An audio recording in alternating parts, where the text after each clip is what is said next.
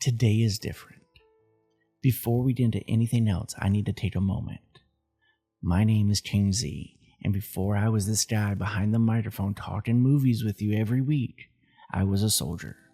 I spent 21 and a half years in the United States Army, and today, Memorial Day, hits different when you've worn that uniform. This day isn't about sales. It isn't about a long weekend. It's about the ones who didn't come home. They were fathers, mothers, sons and daughters. They were your best friends from high school. They were the ones who made you laugh until your stomach hurt. Your Friday night drinking buddy, your high school sweetheart. That person's whose number you still haven't deleted from your phone. They raised their right hand just like I did. They put the uniform on just like I did. They just didn't get to take it off. I've been blessed to still be here, and I carry each single one of them with me. Today I'm asking you to do the same. Just take a moment, wherever you are, and remember them. Say their name out loud if you know one, because they deserve to be remembered. For those names, let's leave a comment with their name of someone you're remembering today. Let's fill the comments with their names. That way they can be remembered. Here at the Winter Wolf's Den, we do what we do, and today we honor this Memorial Day by looking at one of the most honest and brutal war films ever put on screen, Fury. This one felt right for today, and I think you understand why when we get into it. Thank you for being here. Thank you for remembering with us. Now here's our review. Hey guys, welcome back to the channel. Winter Wolf and King Z here. Going to do a little movie review on 2014's Fury. Just in time for Memorial Day viewing. If you've seen Fury, let us know in the comments what you thought. If you haven't, maybe dip out and go check it out. It's on Tubi. That's where I watched it. And you can let us know what you thought. So we get to spoilers. It won't be spoiled for you. This was a King Z suggestion, as most of our Salute to the Armed Services movie selections are. Strike that. It was a poll request. Oh, that's right. Dude, you're right. That was a requested option. Yes. It was not a poll option that was available. I think somebody tried to slide that in, if I remember correctly. So yeah, this one wasn't a King Z. But either which way, I'm glad we reviewed this movie, because this is one of those war movies that I've only seen like the one time when it launched, and I think I Redboxed it. Remember, you guys remember those? You remember Redbox, kids? Redbox was a thing, and that's where I picked it up from. King, how did you see Fury in theater? I did see Fury in theater. Yeah. What was that? What was that like in theater? Because this shit got loud when it got loud, even in my home setup. So how was that viewing experience, if you can remember back when? Oh, let's drift back in the Wayback Machine to 2014. That's right. And it was a standard movie. The sound wasn't too overwhelming. It had the war vibe to it, but I wasn't in like any of those special sound theaters either. So it was just a normal movie for me. I don't even think I saw this in like any, like just a regular screening. Like it wasn't like run of the mill IMAX or any 3D or anything like that. It was just a regular screening. True. All right, we'll get right into it. No further ado, you guys have been warned that we are going to talk spoilers because it is a war movie, so you can absolutely be assured the characters that you like do not make it all the way through. It'll probably be impossible to avoid mentioning at least a couple of the big death scenes that go down. It's a straightforward story, and I like it because it's not ever at any moment this big bombastic soldiers landing on D-Day melodrama. Like the scope is small. And that's one of my favorite parts about Fury. It really is. You follow this tank crew and that's it. And it's like a third of the cast of the guys from Saving Private Ryan. So you really get into all these dudes' skulls as you go through your 2-hour journey in this little tank, a tiny little tank. They're all sitting on top of each other doing tanker shit for like 2 hours. So you get cozy with them real quick. So, I mean, one of the things you're going to have to realize when you get into a World War II tank movie is that we did not have the superior tanks. Oh. What made ours quicker is that we could produce them faster, and our tanks were faster. Yep. So that was the reason why the Wolfpack submarine was so important for the Nazis to hold Germany, was Mhm. because we could get the tanks over there faster. So they just think to, stop the supply line. Right.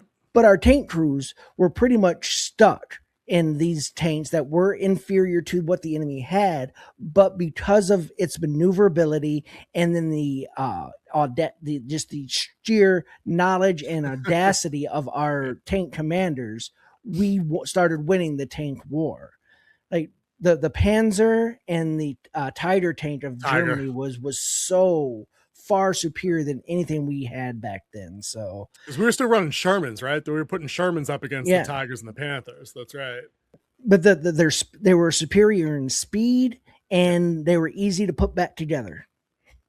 Which is everything, when supplies are in short of it, when supplies are in short supply, and like you said, deployment time becomes an issue, especially if the enemy can stranglehold, your production and resupply lines, things like that. But you get the audacity of these guys full on. Brad Pitt playing Wardaddy, he was the Lion, the Witch, and the audacity of this bitch the entire movie long. Yeah, Cramming things straight up, straight down German throats in a bunch of sections. You definitely got a feel for the tactics in it, but I like following the one tank crew. I like that the design of the movie, the story design was such that there wasn't this big goal that they had to do, or the war was lost. Like, it wasn't hold this bridge or we're gonna lose this town. It was like we sent these guys and their dwindling tank column down to their one tank, down to Fury, just to go here and try to do a thing, right? And even though they fail, spoiler alert, they fail at it, the resolution is never given to you on screen. Like, they just went to do their thing, story be damned after that. And there was a certain elegance to that. I thought that the movie has plenty of hold the line energy, especially at the end. That shit was brutal at the end of the final showdown with the SS battalion that like literally came out of nowhere. That was rough. So one thing you also have to understand about Fury is completely fictional. Though Completely. it is based on real events, Mhm. everything about this tank, there was no tank Fury. This tank crew never existed. The character that Brad Pitt played is more likely based off of the tank commander Lafayette G. Poole, who destroyed hundreds of enemy tanks in his career. The Final Stand is based off of a part of a book called Death Trap, which a lot of people refer to these tanks as because they were mobile death traps, especially for aerial bombing, which we did a little bit at the very beginning of this. Yep. It is very historical accurate in what it was like. What they wanted to capture with this is what it was actually like for these tank crews. Yeah, the representation of the warfare came across as very authentic, because this is one of the few movies that leaned hard into practical effects. Like, you get a bunch of bullet ricochets, you get a bunch of shell ricochets, the tanks moving, they have weight and gravity because they're all real. You know what I mean? Like, the rumble is real. They used real M1s in filming this. Right. So everything, it didn't have that glossy like Phantom Menace effect where like, the Naboo starfighters, this sleek chrome and steel thing, but you know it's not there. Like, no, this was a tank. So when the guys are climbing in and out, they're opening hatches and then like clunking shut, or they're climbing up on the back or anything else. Like, they're not climbing up on stacked crates on a green screen that they then painted some bullshit over. Like, it's not shot on volume. They're climbing in and out of a tank, which made for a couple of pretty badass moments, like when they're hustling to get back in and button up and they fall in. Like, dude, that's steel that you're throwing your body against in there, man. Like, kudos for your stunt doubles if it was a stunt double, because that shit didn't tickle. It definitely it captured that vibe for real. And like Bernthal and Shia LaBeouf in this movie both went to, I believe it was Fort Bliss, and they sat around with a tank crew and went out to the field with them and like hung out with them and learned how everything went to get a more feel for what these characters were going to be like when they were shooting the movie. I'm glad you brought up the characters, because that's, I think, the draw to the movie, besides any kind of like secondary interest in like World War II or war movies in general, is that these characters are depicted like broken, exhausted soldiers, and that's the best part of this movie for me. nobody in this movie is ever depicted as like a paladin, a superhero, like at all. Even Logan Lerman's character, who starts as this naive, he's basically Oppum from Saving Private Ryan. Like he's the a death of typist. innocence. Right, he's the death of innocence. He's the typist who got yanked to be in a tank crew because Wardaddy lost one of his bow gunners, and at the last second he needed a replacement. That's the guy that could put in, and he didn't even want him. He was like, "I'm your new tank gunner." He's like, "No, you're not. Go back to typing school." Assistant driver, whatever they're called. But they had him on a bow gun. So because he has that kind of fall from grace arc where he becomes like a hardened killer soldier by the end of the movie, where he goes from being reluctant to shoot anybody to when the SS battalion's marching on him, he's like, "Oh, you motherfuckers." And he's just like laying them down, So even he went through that shift. Shia LaBeouf, you mentioned, Bible played a great character, definitely went method on that one to bring that character to life. I think he was probably my favorite. Bernthal gives you like the lunkhead tank gunner, loader, like engineer repair guy. Yeah, engineer loader would be his.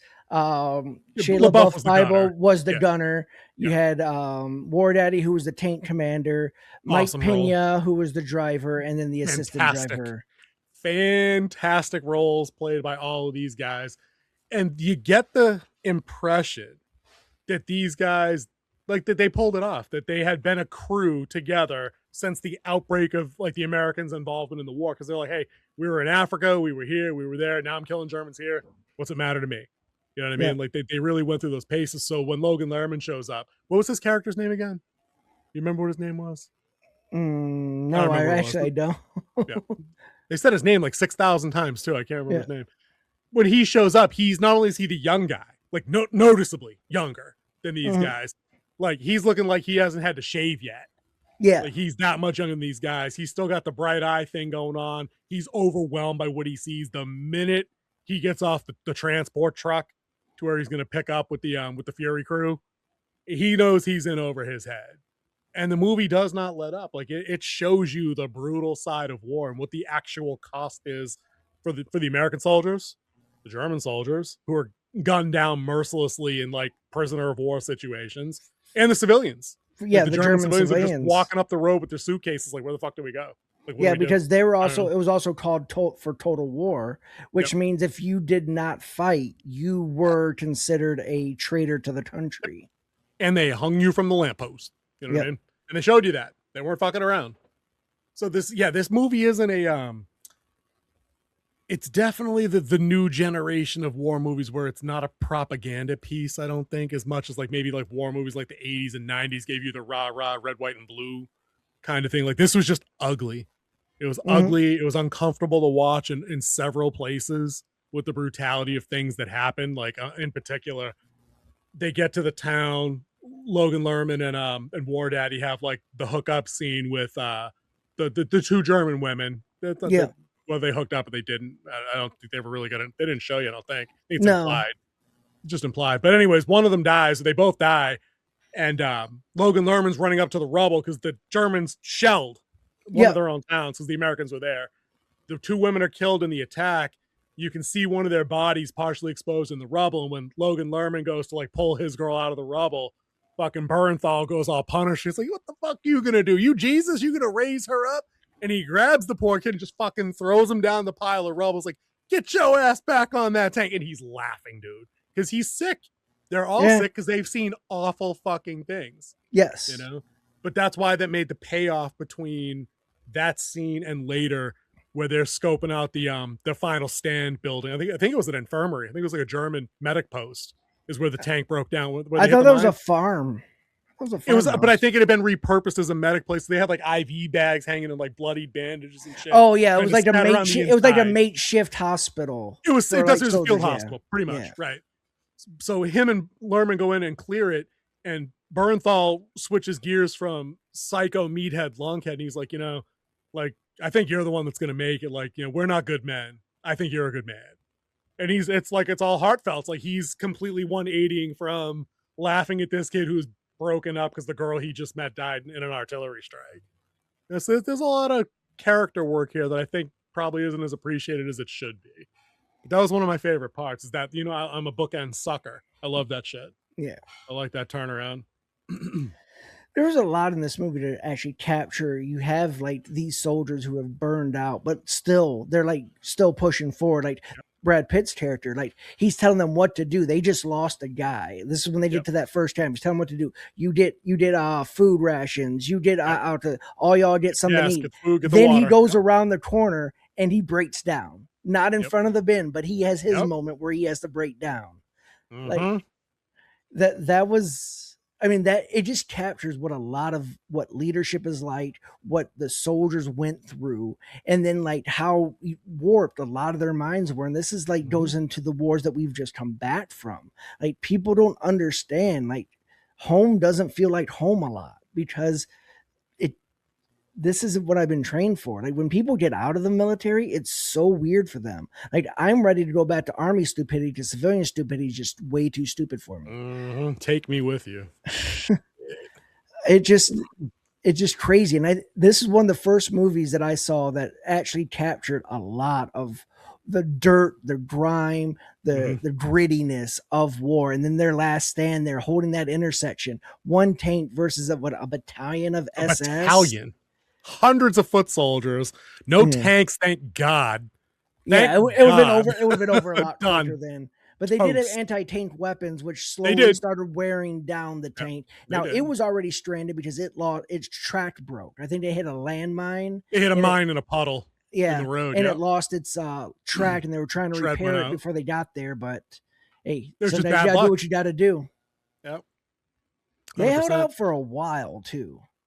You got your Hollywood last stand there, which was great, but I think the human moment leading into that is, Lerman comes running back and he's like, Germans, and Wardaddy's like, slow down. What'd you say? German SS battalion coming through. How many? I don't know, 300? And Wardaddy's like, all right, he's looking around. His boys want to go. They're all like, dude, fuck it, we're out. We got no tank. What are we going to do? We're going to fuck out of here. We're going to run back. And Brad Pitt does his thing. He's like, fuck it, I'm staying. Well, get up on the 50 cal. He's fucking sighting out directions and shit. And when they're begging him to leave, the guy's like, dude, this is my home. Like that's his word. Like that's his line that sells them on staying. And then one by one, they're like, fuck it. Lerman goes first. He's like, well, I'm staying. And then he gets his other two guys to stay with as well. Best job I ever had. Best job I ever had.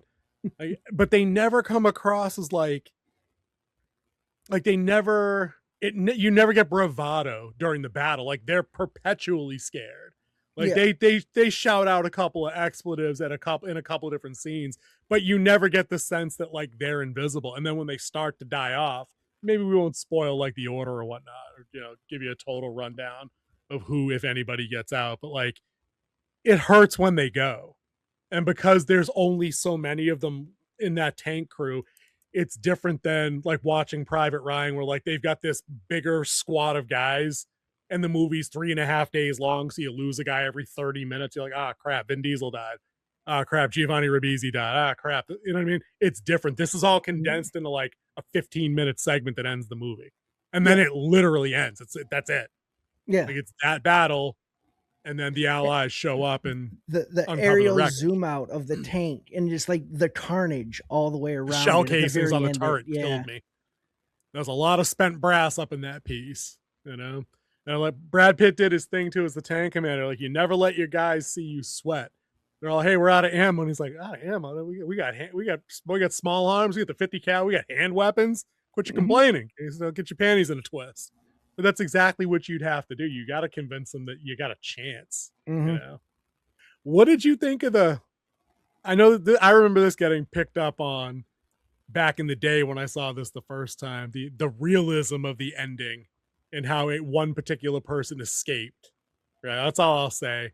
Maybe the Germans dropped a couple of grenades inside the Fury tank and somehow somebody made it out of that. You think he had time to do that? I don't know.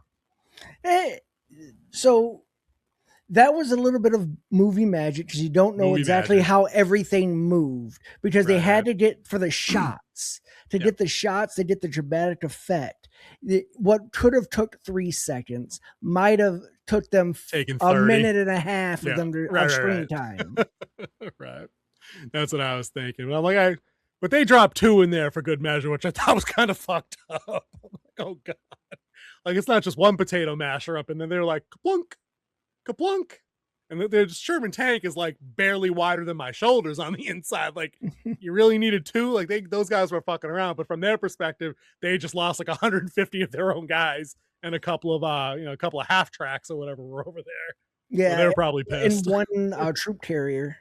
Yeah, that's what I'm saying. Like they taken some losses there, but all in all, the combat scenes were brutal. The tank combat scenes, I think, captured kind of the in its own weird way. It's like there's an elegance to it. Or like you got tanks circling and they're like, wait for it, because they know there's only certain spots they can realistically damage the German tanks. And even though they're getting fucking blitzed, Wardaddy's like, hold, let them have it. And he's like, on the way, boom, and they it's the rear of the tanks on both the Tiger and the Panzer was the weak. It's always the low armor point. That's mostly where the engine is. Right. Or the ammo stack is a lot of times up on the back of the turret kind of thing. But you never have the rear of a vehicle facing hostile fire if you can avoid it. But yeah. No, the Americans rolling tanks through that German village and like absolutely dumping like Willie Pete in the buildings and like hitting single infantry targets with like full on high explosive shells. They made their point. Yeah. It's like, drive over that motherfucker. I'm like, oh god, squish. Kind of gross. But the tone was good. It's not a rah-rah movie to watch. It's kind of bleak. It has its moments where you're kind of like, oh, that's kind of fucked. I wish I didn't know the good guys did that, but that's war. That's yeah, I can't, dude. I don't think I have anything bad. I don't have any negatives like lined up, and like I don't know enough about World War II history or tank combat. And once again, it is fictional. Nitpick it, right? But I'm saying like I couldn't tell you whether or not that particular model of tank belonged there versus that particular German tank. And this, like, I'm here for the characters that were in the movie to see what broken soldiers, how they were portrayed, to see how they still stuck together when it counted. Even though, dude, those guys were vicious to each other for like an hour and a half. Like, I got the impression they did not like each other at all. It was brothers. Exactly. Brothers fight. Exactly. And let's hope for a little bit more close combat where maybe they got to stick up for each other a little bit more. But that wasn't what the movie was supposed to be. It's a tank crew. They're going to fight in their tank. Yeah. That's what you're going to get. But I'd tell you guys, if you missed this somehow 15 years ago or 10 years ago when it came out, whatever it was, I would tell you to go check out Brad Pitt and John Bernthal, Logan Lerman, Michael Pena, and Shia LaBeouf in Fury. This is a good rewatch because I had only seen it the once, so I didn't remember just about anything except the end. The end is too unforgettable to really fade into the mist. Like, it's because it's got that Last Stand vibe. That'll wrap up our coverage on Fury, guys. Go check it out if you haven't. You get full marks from us to go check that out. It's not for the squeamish in a couple of places, but if you're squeamish, you probably weren't into war movies anyway. But if you missed this, I'd go check that out, especially on the heels of our John Bernthal starring in Punisher: One Last Kill review coming soon as well. Watch them both. Get a look at how far he's come along. He's pretty good in this anyway, so it's not like he was bad to good or anything. Yeah. But we'll catch you guys in the next one. Say bye, King. Bye, people. That was our review of Fury, a movie that doesn't let you look away because war never did either. I hope today gave you something to hold on to, whether it was a memory of someone you knew, a name you haven't said in a while, or just a few quiet moments to be grateful for the people who gave everything so you could sit here and do this. From one vet who made it home to every single one who didn't, thank you. We will never forget you. For everyone watching, thank you for spending part of your Memorial Day with us here at the Winter Wolf's Den. It means more than you know. If this moved you even a little, share it. Leave a comment with that name, the name of someone you're remembering today. Let's fill the comment sections with those names. That's how we keep them alive. Until next time, I'm Teen Z, and we'll see you at the den.